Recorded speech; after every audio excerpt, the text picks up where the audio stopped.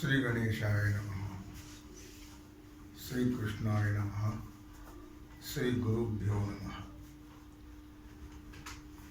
आपण वेदांत शास्त्रामध्ये जिज्ञासूचा प्रवेश व्हावा याच्याकरता आणि मोठमोठे ग्रंथ ज्ञानेश्वरी, गाथा, भागवत वगैरे कळावेत याच्याकरता विचारसागर ग्रंथ सुरू करत आहोत.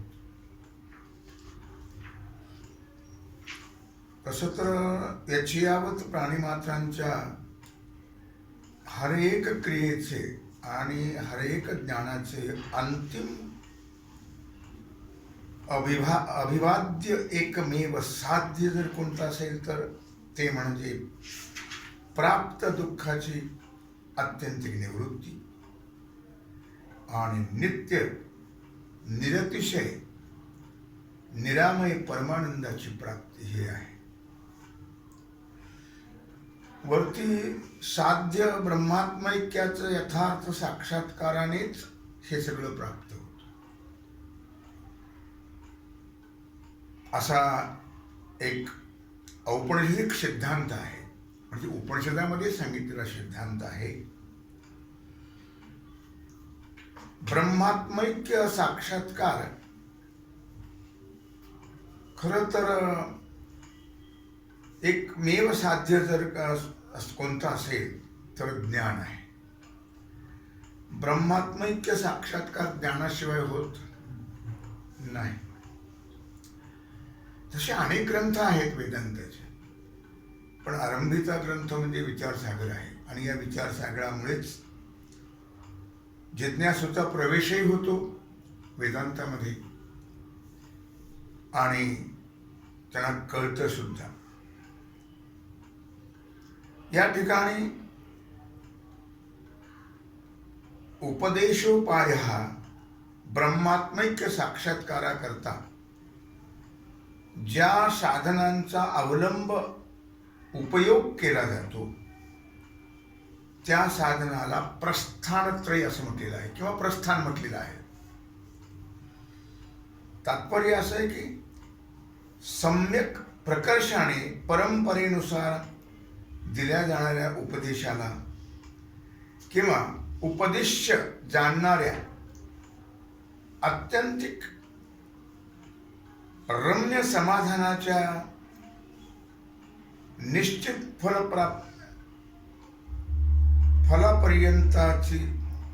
फलापर्यंत जो मार्ग आहे त्या मार्गाला, त्या उपायाला प्रस्थान असं म्हटलेलं आहे. अशी उपनिषदे, भगवद्गीता, ब्रह्मसूत्रे या तिन्ही प्रस्थानत्रय असे म्हणतात.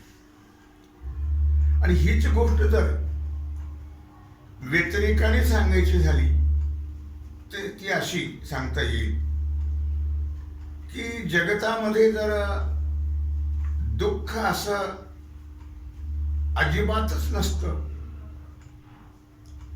तर वरती सांगितलेल्या प्रस्थानत्रयीची किंवा उपनिषदाप्रमाणे उपनिषदावरती आधारलेल्या कोणत्याच वेदांत ग्रंथाची मुळीच आवश्यकता भासली नसती.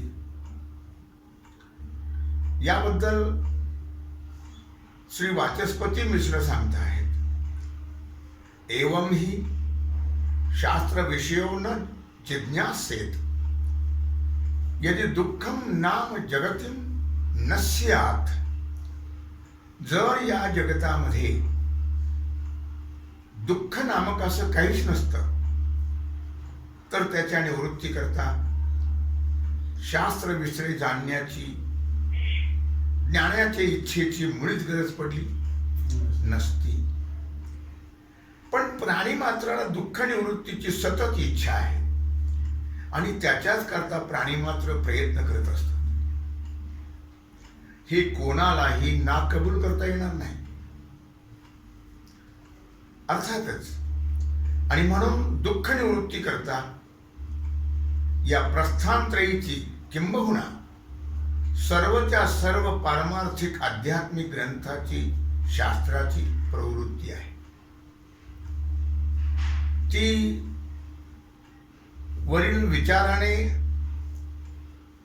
चिंतनाने आवश्यक फलद्रूप होते. कोणत्याही ग्रंथ अध्ययनामध्ये प्रवृत्ती होण्यापूर्वी त्या प्रवृत्ती करता अनुबंध चतुष्टयाच्या ज्ञानाची आवश्यकता आहे. आणि त्या अनुबंध चतुष्टयाचाच पहिल्यांदा थोडक्यात आपण विचार करूया. याच्या ज्ञानाने विवेकी माणसाचा मुख्य विषयामध्ये प्रवेश होतो, मुख्य ग्रंथामध्ये प्रवेश होतो, किंवा जो आपल्या ज्ञानाने विवेकी माणसावर अनुबद्ध करतो किंवा माणसाला अनुबद्ध करतो म्हणजे त्याला प्रेरणा देतो. अनुबद्ध करणं म्हणजे प्रेरणा देणं, त्यालाच नाव आहे अनुबंध. अनुबंधाती ती अनुबंध. तो अनुबंध 4 प्रकारचा आहे आणि म्हणून त्याला अनुबंध चतुष्टय हे नाव आहे. अधिकारी, विषय, प्रयोजन आणि संबंध याला अनुबंध चतुष्टय असं म्हणतात. अर्थात या अनुबंधाचं मुख्य प्रयोजन आहे ग्रंथामध्ये प्रवेश होणं. कारण अनुबंध जोपर्यंत कळत नाही तोपर्यंत मुख्य ग्रंथात प्रवेश होत नाही. म्हणून अनुबंध कळणं फार महत्वाचं आहे. त्या अनुबंधामध्ये पहिला आहे अधिकारी. अधिकारी म्हणजे या किंवा पूर्वजन्मामध्ये वेद विहित निष्काम कर्म, निष्काम उपासना अर्थात प्रेमपूर्वक भक्ती याद्वारा ज्यांची ज्ञान प्रतिबंधक जी पापे आहेत, म्हणजे ज्ञानाला प्रतिबंध करणारे जे दोष आहेत, पाप आहेत, त्यांची निवृत्ती होऊन म्हणजे ते पाप जळून जातात आणि ब्रह्मात्मैक्य साक्षात्कार उपयोगी साधनांची जुळवाजुळव करण्यामध्ये सामर्थ्य प्राप्त होत. किंवा केवळ ज्ञानसाधनांची किंवा साक्षात्कार उपयोगी साधनांची जुळवाजुळव करण्यामध्ये समर्थ अशा अगणित पुण्य संचयाची म्हणजेच मल विक्षेप रहित होऊन आवरण निवृत्ती करता साधन चतुष्टय संपन्न होणं, तोच या अध्यात्मशास्त्र विचाराचा अधिकारी आहे. अधिकाऱ्यामध्ये 3 प्रकार आहेत: उत्तम, मध्यम आणि कनिष्ठ. मुख्यत्वे करून हे 3 प्रकार आहेत. त्यामध्ये पहिला संशय विपर्यादिक प्रतिबंध रहित साधन चतुष्टय संपन्न. आपाततः म्हणजे श्रवणाने ज्याचं चित्त परोक्ष ज्ञान संस्कार विशिष्ट आहे, ज्याला महावाक्य अंतर्गत तत् त्वम या पदाची वृत्ती अखंडार्थ स्वयंप्रकाश चैतन्यामध्ये असल्याचे ज्ञान आहे, त्याला सद्गुरूच्या मुखाने उच्चारण केलेला तत्वमसी इत्यादी महावाक्याचं श्रवण हे केल्याबरोबर असं म्हटले मौलीनं, कानावचनाची भेटी सरसीच पै किरीठी वस्तू होणे उठी कमन एकजो. अर्थात ज्ञानेश्वर महाराज या ओवीतून सांगता आहेत किंवा ज्ञानेश्वर महाराजांच्या या ओवीप्रमाणे पूर्वज्ञात अखंड अद्वय चिन्मात्राचं स्मरणपूर्वक ब्रह्मात्मैक्यावरती किंवा ब्रह्मात्मैक्याकार अंतकरणाची वृत्ती होऊन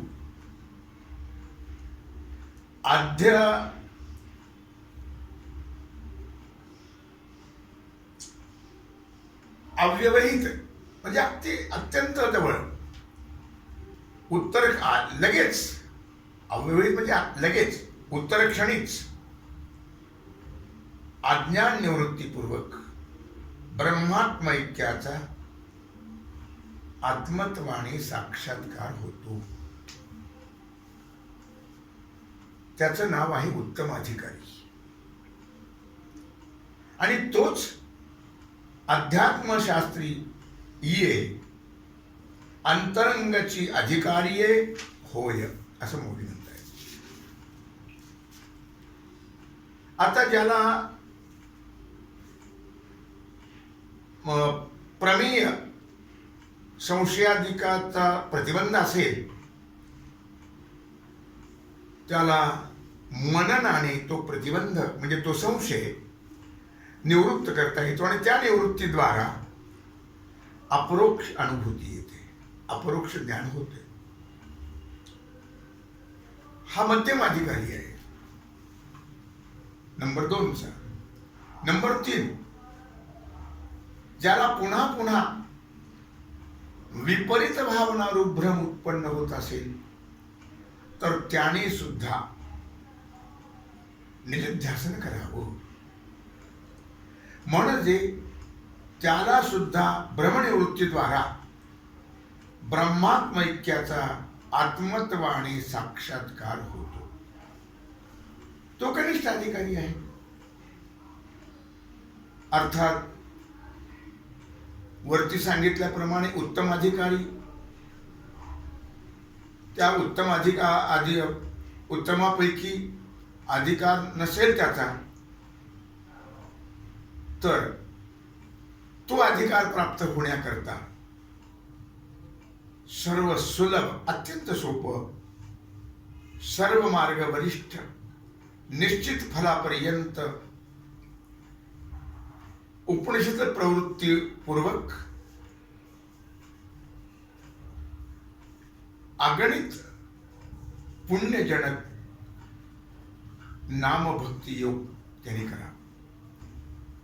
सोपं साधन आहे नामभक्ती. नामस्मरणाने अंतकरण शुद्धी होते.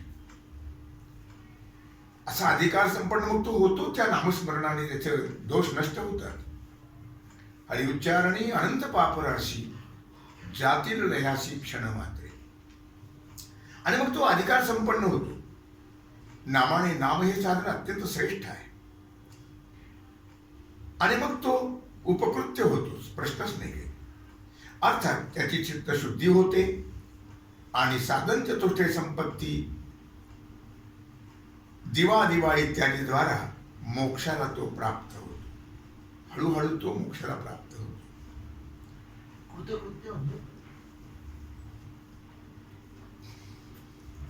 काय म्हणतो तू? कृतकृत्य होणं म्हणजे आता काहीच कर्तव्य राहिले नाही. कृतकृत्य झालो, इच्छा केली ते पावलो, असं म्हटले. कृतार्थ झाला. कृत्य अकृत्य त्याला काहीच राहिलं नाही. आता हे ज्ञानाने प्राप्त होत. विवेक, वैराग्य, समाधी, षट संपत्ती आणि मुमुक्षुत्व या ब्रह्मात्मैक्य ज्ञानप्राप्तीच्या 4 साधनास साधन चतुष्टय हे नाव आहे. विवेक, साधन चतुष्टय यापैकी पहिला विवेक आहे. विवेक म्हणजे सत्शास्त्र श्रवणाने, संतांच्या संगतीने आत्मा अविनाशी आहे. त्याचप्रमाणे अनुत्पन्न म्हणजे उत्पन्न होणारा नाही आहे. अपरिवर्तनशील म्हणजे त्याच्यात कुठल्याही प्रकारचं परिवर्तन होत नाही आहे. त्यात व्यतिरिक्त सर्व हा जो अनात्म वर्ग आहे, म्हणजे आत्मा सोडला तर बाकी सगळ्याला अनात्म म्हणून. अनात्मा म्हणजे मिथ्या, कल्पित.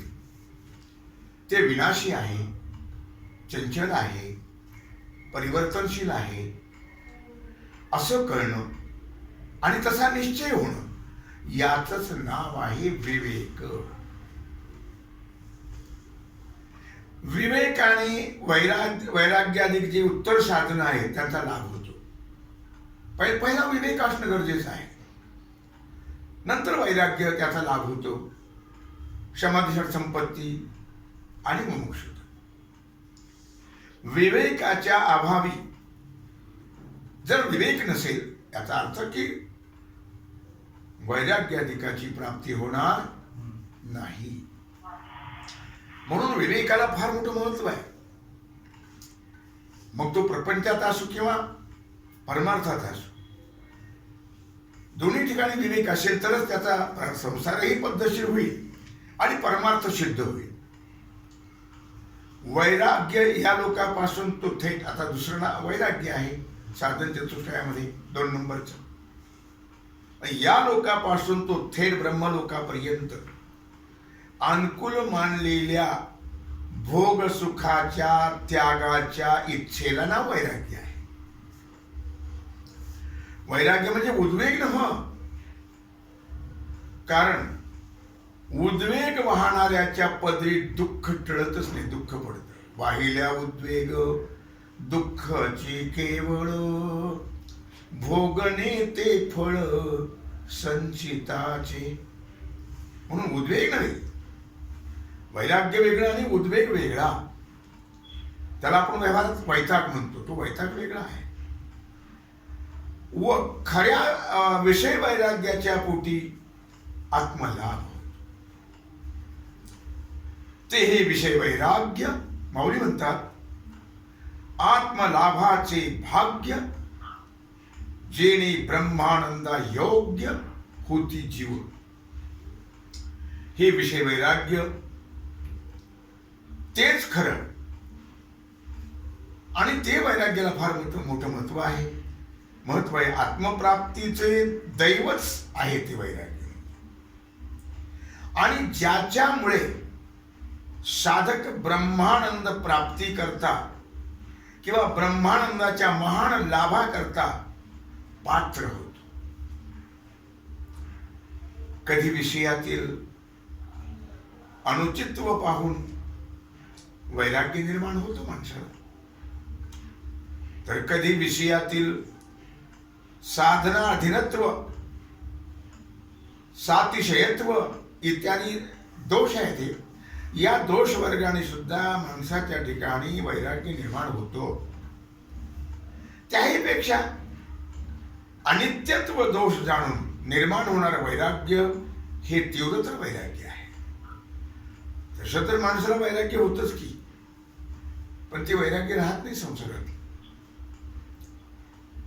अर्थातच याबद्दल माऊली नागराज म्हणत आहेत, तैशी संसाराया समजता जाणिजे जै अनित्यता, तै वैराग्य दवडीचा पाठी लागे. जेव्हा संसार हा अनित्य आहे असं खात्रीनं कळेल, पटेल, तेव्हा वैराग्याला घालून दिलं तरी वैराग्य आपण होऊन साधकाच्या पाठीमागे लागतं. असं एक विशेष आहे. ऐहिक पारत्रिक भोग म्हणजे या लोकातले आणि परलोकातले, या भोग्य विषयाबद्दल मिथ्यात्व ज्ञानमूलक वैराग्य, हे मिथ्यात्व कळणं हे आहे ज्ञानमूलक वैराग्य. आणि हे वरच्या वैराग्यापेक्षा तीव्रतर स्वरूपाचं असतं, की जे अतोन्यदार्थम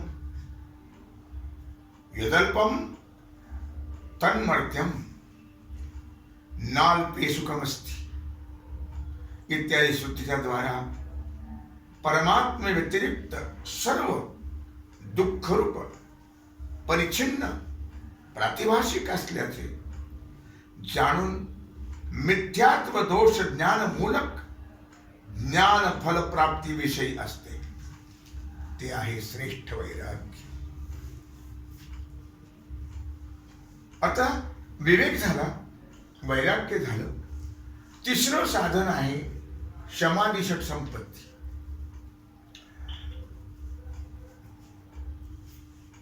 त्यामध्ये शम शम याचा अर्थ मनाचा निग्रह करणं.